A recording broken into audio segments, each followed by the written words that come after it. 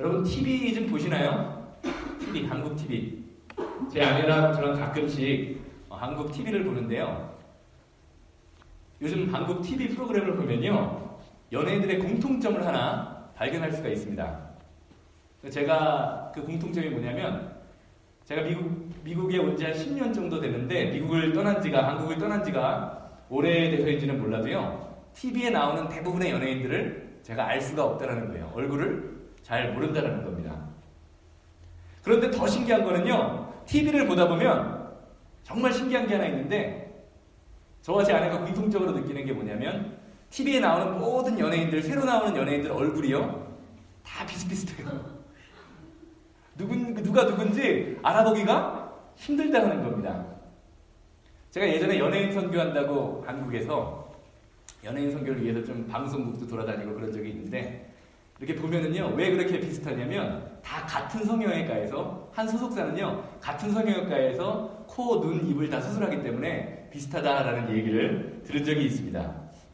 아마 요즘 한국 트렌드가 그래서인지는 몰라도요, 남자들 같은 경우에는 어떻습니까? 대부분 곱상하게 생기고 좀 꽃미남이라고 불리우는 그러한 연예인들이 인기를 끄는 것 같고요, 여자들 같은 경우에는 큰 눈에, 키는 펀치라고 크고 빼짝 말라서 긴 팔다리에 섹시한 눈빛으로 사람들을 유혹하는 듯한 그러한 눈빛을 가진 사람들이 참 많이 있다라는 생각이 듭니다. 그런데 또 재미있는 거는요, 한눈에 봐도 그렇게 이쁘게 생기고 한눈에 봐도 멋있게 생긴 그러한 남자 여자 연예인들이요, 인기가 지속되는 시간이 그렇게 길지가 않다라는 또 공통점이 있어요. 예쁘고 멋있고 새로운 것을 좋아하는 이 사람들 앞에서요, 대부분의 연예인들이 금방 잊혀지고 또 새로운 사람들이 나오게 되는 또 그러한 패턴으로 연예인들이 이렇게 가고 있다는 거죠. 몇 년 전에 아주 유명했다, 아주 트렌디하다 라고 그러했던 사람들이요, 지금은 이름조차 가물가물한 경우가 많이 있는 것을 기억할 수 있습니다. 그런데 반대로, 이와는 반대로요, 한번 데뷔해서 오랫동안 사랑받는 연예인들이 또 있어요.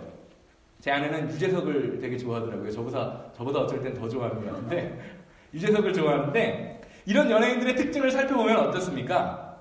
외모가 아주 엄청나게 뛰어나다라고 보기보다는요, 풍기는 이미지나 분위기가 참 좋다라는 것을 볼 수 있습니다. 함께 있으면 편안한 분위기를 만들어줄 것 같은 사람, 혹시 함께 앉아서 차를 한잔하거나 밥을 같이 먹고 싶은 사람, 늘 얼굴에서 웃음을 잊지 않고 다른 사람에게 선한 일, 착한 일을 할 것 같은 사람, 이러한 사람들이요, 오랫동안 쌓아놓은 이미지, 자신들만의 이미지를 통해서요, 롱런하는 경우를 볼 수가 있습니다. 연예인들을 보면서, TV를 보면서 이런저런 생각을 하다가요, 갑자기 이런 생각이 들었습니다.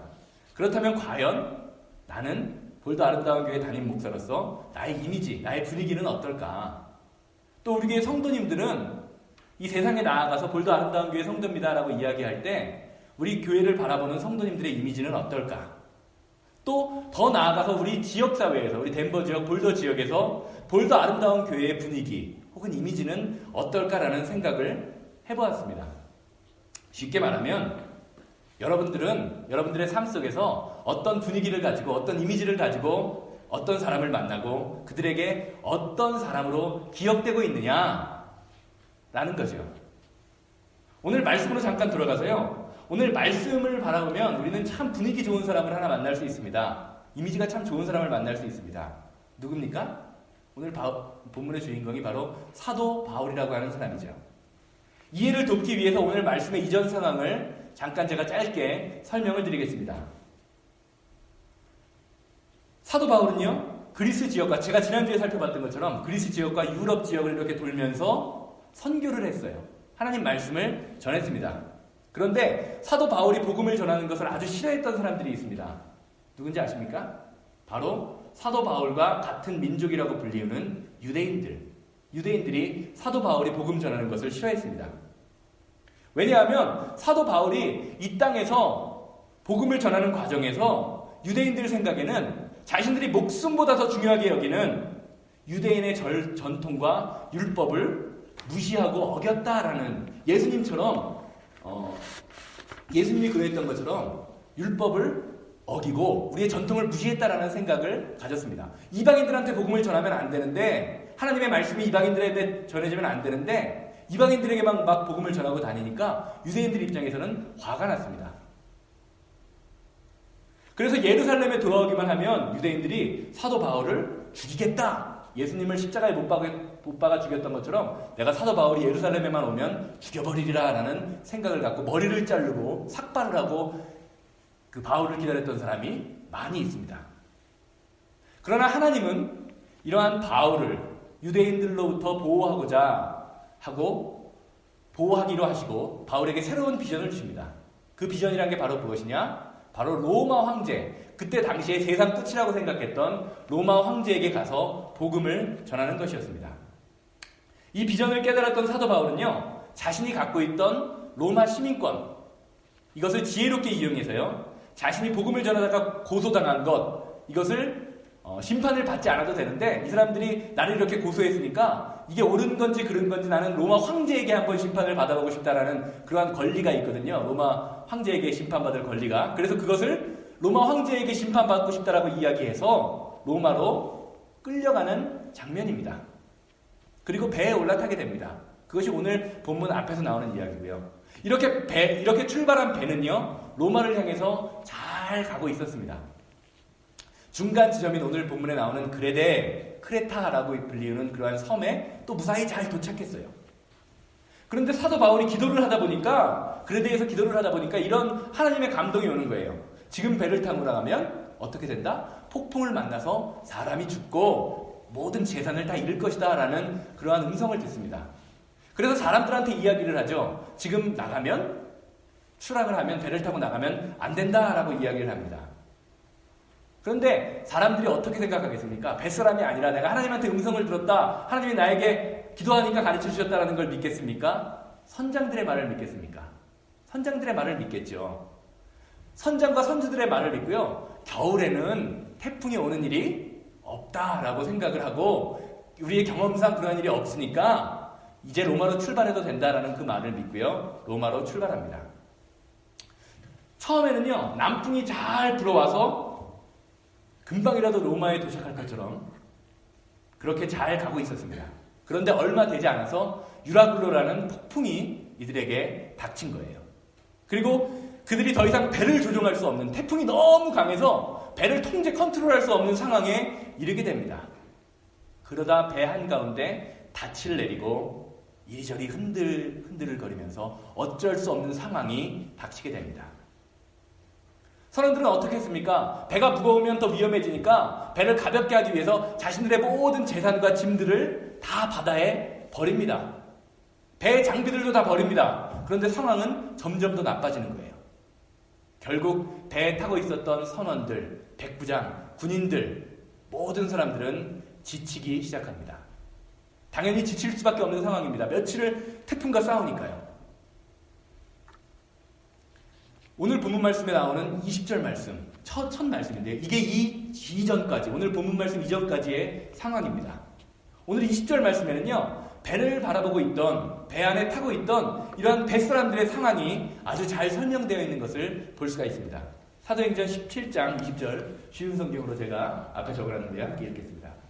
여러 날 동안 해도 별도 보이지 않고 거센 바람만 심하게 불었으므로 우리는 살아남으리라는 희망을 점점 잃었다. 인생을 살면서요, 여러 가지 비참한 상황, 힘들고 어려운 상황이 있지만요, 가장 비참한 상황 가운데 하나가요, 살고자 하는 소망을 잃는 거라 그래요. 나는 이제 죽었구나 라는 생각. 내 힘과 내 경험과 내 지혜와 모든 것을 가지고, 그리고 도움받을 수 있는 모든 것을 다 동원해서 도움을 받아봐도 이제는 안 된다라고 생각하는 거죠. 오늘 본문에서 로마에 가는 배에 타고 있던 이 선원들과 군인들, 모든 사람들의 상황을 바라볼 때 오늘 성경은 무엇이라고 말합니까? 살아남으리라는 희망을, 소망을 잃어버렸다라고 말합니다.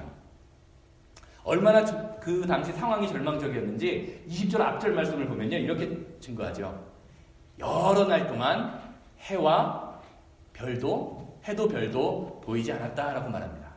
2000년 전에 항해를 하면서 바다에서요, 배를 탔는데 해와 달과 별이 보이지 않는다. 이것은요, 지금의 배를 타면서 나침반과 레이더가 고장난 것과 같은 상황입니다.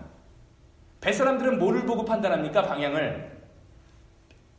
북극성의 위치와 해의 위치와 달의 위치를 보고 내가 지금 어디로 향하고 있다, 내가 동쪽으로 가야 되는가 서쪽으로 가야 되는가를 파악해야 되는데, 예측할 수 있는데, 해와 달이 보이지 않으면요, 지금 자신들이 어느 방향으로 가지 못하는, 어느 방향으로 가는지 알 수 없는 그런 상황이 된다는 거예요.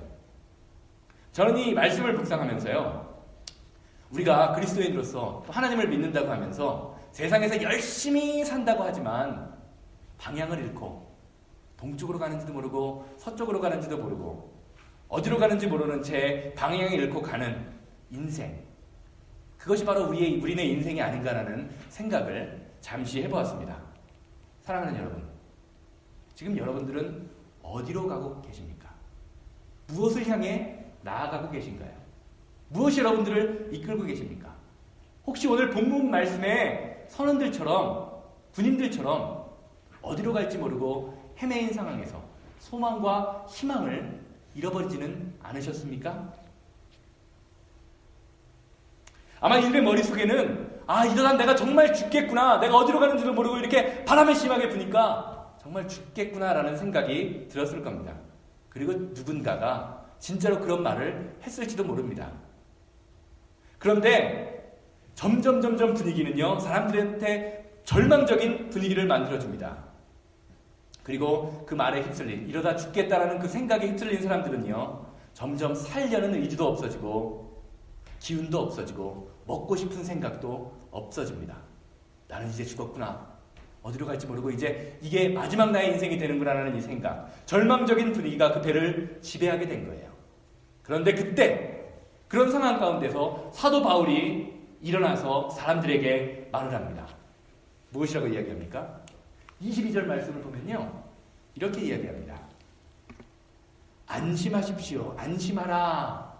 이 개역 성경에는 안심하십시오라고 되어 있지만 표준세번역 성경을 바라보면요, 기운을 내세요, 힘을 내세요 라고 말하고 있는 것을 볼 수 있습니다. 사랑하는 여러분, 한번 이 상황을 생각해 보시기 바랍니다.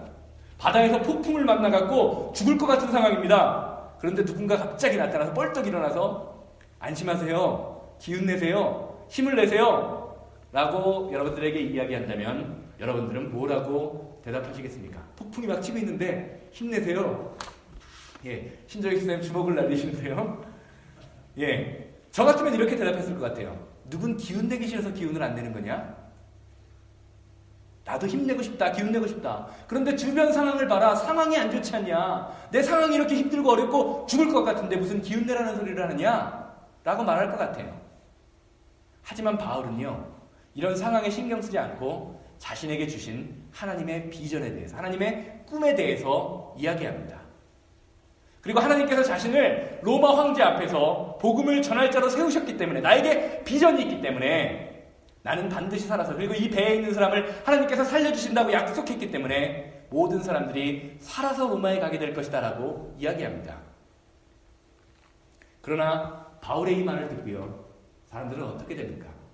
당장 눈에 보이는 그 상황이 더 크게 보였기 때문에 사람들은 당장 바뀌지 않습니다.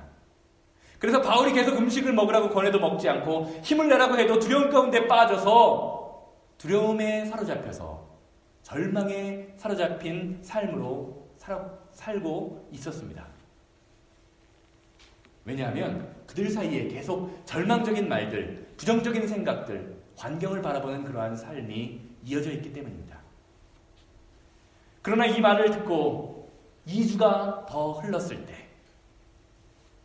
14일이죠. 2주가 더 흘렀을 때, 2주가 사람들이 성경을 보면 2주 동안 먹지도 못하고 잠을 자지 못하고 했다고 그러는데, 하루만 잠을 자지 못하도 얼굴이 우리가 쾌쾌해지는데 2주 동안 폭풍과 싸우면서 잠을 못 잤을 때 사람들의 모습이 어땠을까요? 이때 다시 바울이 일어나서 그들을 격려하는 모습을 볼 수가 있습니다. 뭐라고 합니까? 당신들이 이제 죽지 않을 거니까 밥을 좀 먹어라. 밥을 좀 먹어라. 그렇게 이야기하면서 자신이 먼저 빵을 들어서 먹고 하나님 앞에 감사드렸다라고 이야기합니다. 아마 사람들은요, 이런 바울의 모습을 보면서 참 궁금하고 의아했을 거예요. 아니, 저 사람은 저렇게 우리와 똑같은 폭풍 가운데 있는데 왜 우리와 다른 삶을 살지? 왜 저 사람은 저렇게 평안하지? 라는 생각을 했을지도 모릅니다. 그러면서 드는 생각이 또 어떤 생각이 들었을까요? 도대체 저 사람이 말하는 하나님은 누굴까? 저 사람이 저렇게 증거하는 예수는 누굴까라는 생각입니다. 나도 저 사람처럼 힘을 내면서 살 수 있을까? 나도 저 사람처럼 힘든 상황 가운데서 절망에 빠지지 않을 수 있을까? 그러한 생각이 점차 들기 시작하면서요. 1명, 2명 용기를 내어서 음식을 먹게 되었다라고 성경은 증거합니다. 점차 배의 분위기가 바뀌게 된 겁니다. 더 이상 죽을 날을 기다리는 사람들이 아니라 살아서 다시 일어설 준비로 하는 사람들로 바뀌게 된 겁니다. 사랑하는 여러분, 죽을 준비를 하던 사람이 다시 희망을 갖고 살아갈 용기를 갖는 것, 이것이 기적이 아니고 무엇입니까? 오늘 우리의 삶에도요, 이와 같은 풍랑, 어려운 고난과 고통을 경험할 때가 많이 있죠. 사방을 둘러봐도 해와 달과 별과 같은 나를 인도해 줄 것 같은 그러한 것을 발견하기 힘들 때, 짙은 어둠과 절망 속에 빠져 있을 때 사람들은 어떤 선택을 할까요? 당연하고 그냥 환경을 보고 그러한 얘기를 하죠. 어떤 얘기를 하죠? 부정적인 말, 포기와 절망의 말들을 하게 됩니다. 아, 이제 나는 힘들겠구나. 나는 이제 죽었구나. 오늘 본문에 비교해보면 그런 말이죠. 여러분들 살면서 혹시 부정적인 말을, 부정적인 생각을 해보셨습니까? 아마 해보셨을 거예요. 저도 부정적인 말, 포기하는 말 같은 거를 생각을 많이 할 때가 있는데요. 그런데 문제는요, 이런 말들 속에요, 아무런 힘이 없다라는 거예요. 상황을 바꿀 만한 능력을 우리에게 주지 않는다라는 겁니다. 정말 절망적인 말과 부정적인 말을 하거나 들으면 우리의 삶에 막 힘이 나고 그래야 되는데, 원래 사실은 그래야 되는데, 그런 말을 하고 나면 속이 시원해지지도 않고요, 힘도 나지 않습니다. 오히려 분위기만 더 무거워지고 마음만 더 힘들어지죠. 가뜩이나 상황도 어려운데 내가 한 말이 족쇄가 되어서요, 나를 더 침체에 빠지고 나를 더 좌절에 빠지게 만들게 되는 것입니다. 또 한편으로는요, 우리의 삶 가운데, 우리 주변 사람들 가운데 습관적으로 부정적인 말을 하는 사람들이 있습니다. 여러분 혹시 그 스머프라고 아시나요? 개구자기 스머프? 랄랄랄랄랄랄랄랄라, 그 노래 나오면서 막 조그만 그 미니어처 같은 사람들이 다니면서, 파란 사람들이 팬티만 입고 돌아다니는 그 만화 있는데요. 거기 보면 어떤 스머프가 나오죠? 투덜이 스머프. 투덜이 스머프 어떤 스머프예요? 어떤 상황 가운데서도 투덜투덜대고 부정적인 말을 하는 스머프가 있습니다. 우리 주변에 그런 사람이 있기 때문에 아마 만화에서도 그 투덜이 스머프를 만들어놨을 거예요. 이런 사람들은 어떻습니까? 좋은 환경에서도 부정적인 말을 합니다. 나쁜 환경에서는 어떻습니까? 아예 대놓고 불평을 하죠. 그리고 그로 인해서 함께 있는 모든 주변 사람들에까지 마음이 무거워지고 힘들게 만드는 상황을 만드는 사람들입니다. 그래서 이런 사람들이 조직에 끼어 있으면요, 한 그룹에 있으면 어떻습니까? 그 사람이 풍기는 분위기와 이미지 때문에 주변 사람들이 그 사람의 눈치를 보는 것을 알 수가 있습니다. 밥을 먹으러 가도 이런 사람들이 함께 끼어 있으면 불편해서 소화가 잘 안 될 때가 있죠. 사랑하는 여러분, 이렇듯 부정적인 말, 부정적인 생각, 부정적인 분위기는요, 잘 가고 있던 배도 순식간에 폭풍을 만나서 난파선이 된 것처럼 그렇게 만드는 능력이 있다는 것을 기억하시기 바랍니다. 그리고 또 불평하는 것이 안 좋은 이유는요, 왜 그렇게 되느냐? 신명기 14장 28절 말씀을 보면 이렇게 증거합니다. 오늘 앞에는 적어놓지 않았는데요. 원망과 불평, 가나안을 정탐하고 온 이스라엘 백성들이 막 내가 저 땅을 정복할 수 없을 거야. 우리는 메뚜기같이 작아. 저 사람들은 너무 큰 거인들이야 라고 막 그렇게 불평을 합니다. 그러니까 하나님이 그 백성들에게 뭐라고 이야기하십니까? 너희 말이 내 귀에 들린 대로 내가 너희에게 행하리라. 너희가 불평하는 것, 너희가 부정적인 생각을 갖는 것, 그것을 너희 삶에 그대로 만들어주겠다라고 하나님이 이야기해주고 계신 것입니다. 이것이 바로 우리의 삶에서 불평과 불만을 제하여버려야 할 이유입니다.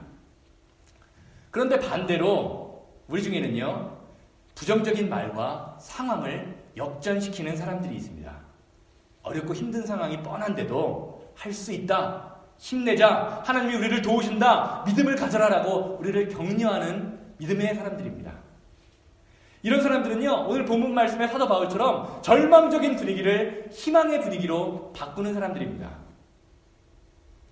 사람들에게 긍정적인 에너지를 주게 되고요, 다른 사람들에게 할 수 있다는 믿음을 심어주게 되지요. 그렇다면 과연 우리는 어떻게 하면 이렇게 다른 사람들에게 분위기를 좋은 사람으로 나 자신을 만들어갈 수 있을까요? 저는 오늘 본문 말씀 속에서 그 대답을 발견하고자 합니다. 35절 말씀을 한번 보시기 바랍니다. 바울은 이렇게 말하고 빵을 들어 모든 사람 앞에서 하나님께 감사를 드리고 떼어 먹기 시작하였다. 성경을 보면요, 뱃속에 276명이 있었다라고 성경은 증거해요. 사도 바울의 이 뒤에 성경을 보면요, 사도 바울은 뱃속에 있는 276명이 아무것도 하지 않은 것을 합니다. 그것은 무엇입니까? 바로 하나님 앞에 감사를 드리는 것입니다. 먹었다는 이야기를 하는 게 아니에요. 먼저 했던 게 뭡니까? 먹기 전에 했던 게 하나님 앞에서 지금 나에게 풍랑을 주신 상황, 어렵고 힘든 상황이 나에게 닥쳤음에도 불구하고 감사하는 일을 했다는 거예요.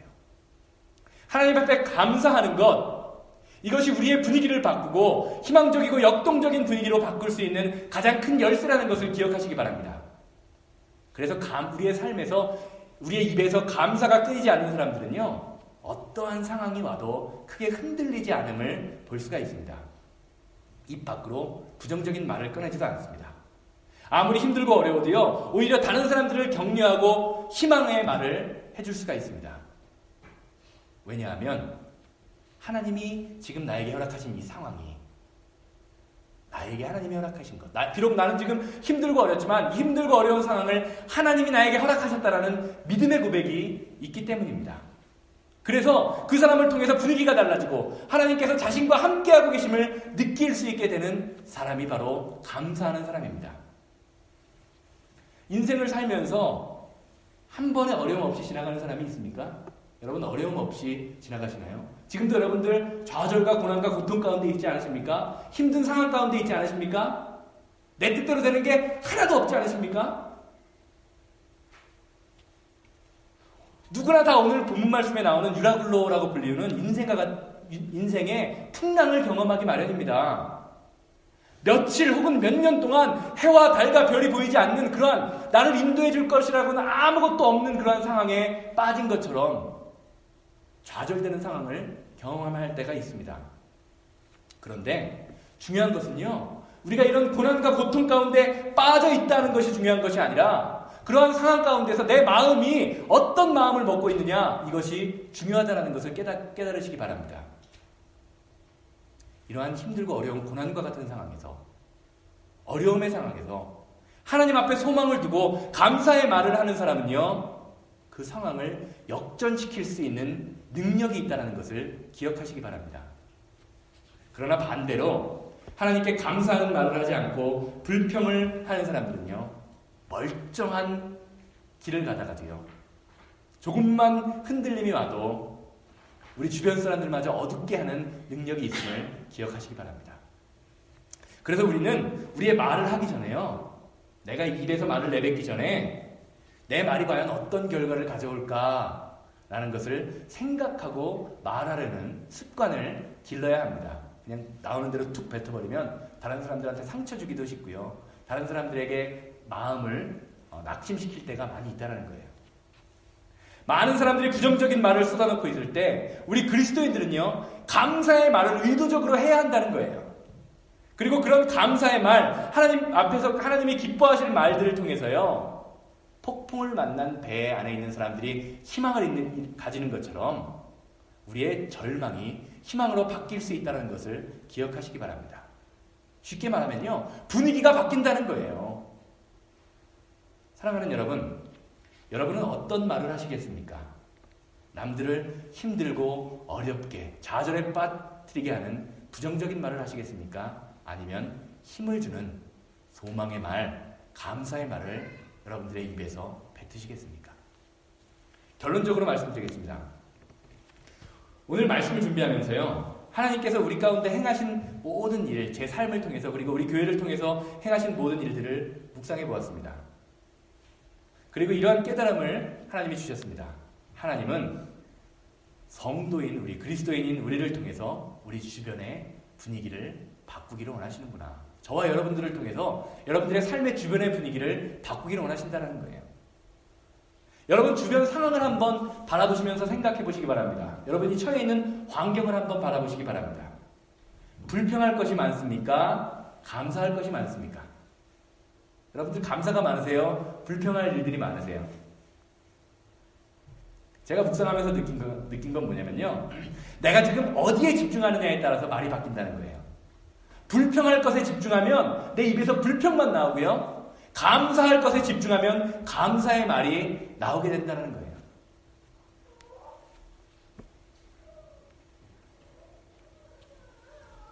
여러분들의 삶에서요, 감사에 집중하시길 바랍니다. 불평하는 상황에 집중하시면 안 돼요. 또 우리가 불평을 제어해버리고 감사의 말을 해야 되는 이유는요, 우리 가운데 죄의 냄새만 가득하고 죄의 말들만 있는 우리들의 삶으로는요, 도저히 하나님의 나라를, 하나님의 천국을 이 땅에서 누릴 수 없기 때문입니다. 불평하는데 어떻게 하나님의 나라를 누릴 수 있습니까? 하나님은요, 이런 우리의 죄의 속성을 다 아시고요, 우리를 바꾸시기 위해서, 우리의 분위기를 바꾸시기 위해서 예수님을 이 땅에 보내셨습니다. 믿으십니까? 그리고 십자가에서요, 우리의 모든 죄와 우리의 모든 죄의 습성들을 대신해 죽으시면서 우리를 더 이상 죄의 모습이 아닌 하나님의 아들의 모습을 닮아갈 수 있는, 하나님의 자녀의 모습을 따라 살 수 있도록 우리의 근본 모든 것을 바꿔주셨습니다. 그렇다면 우리의 근본이 바뀐, 우리의 삶이 바뀐 우리의 입에서는 어떠한 말들이 나와야 하겠습니까? 존재가 하나님의 아들로 바뀐 우리의 입에서 여전히 부정적인 말, 절망적인 말이 나온다면요, 하나님을 믿는다고 하는 우리의 삶에 뭔가 문제가 있는 것은 아닙니까? 오늘 말씀을 들은 우리에게 스스로 이렇게 한번 질문해 보시기 바랍니다. 나는 과연 어떤 분위기를 갖고 있는 사람인가? 또 나는 과연 어떤 분위기를 가지면서 살고 싶은가? 라고 질문해 보시기 바랍니다. 다른 사람이 여러분과 함께 있을 때 용기를 얻을 수 있는 분위기와 말들을 하고 싶으십니까? 아니면 여러분의 말로 인해서 다른 사람의 분위기까지 어두워지고 절망에 빠뜨리는 삶을 살고 싶으십니까? 우리는 이번 한 주간 살면서요, 하나님이 원하시는 삶을 살기 위해서 여러분들의 말과 여러분들의 분위기를 바꾸기 위해서 노력하시는 한 주 되시기를 주님의 이름으로 소망합니다. 선택은 여러분들 자신에게 있고, 그리고 결과도 우리에게 있습니다.